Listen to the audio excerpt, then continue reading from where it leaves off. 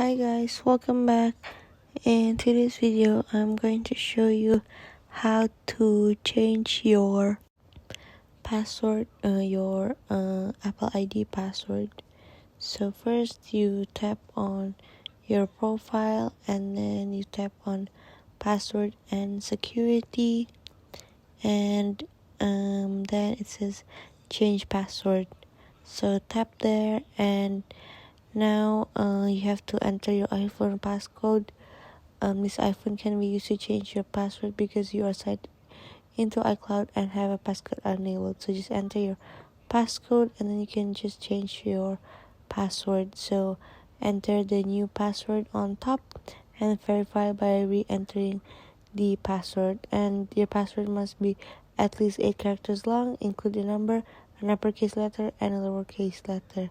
And then tap change in the top right corner. So that's it. I hope this video is useful and thank you for watching.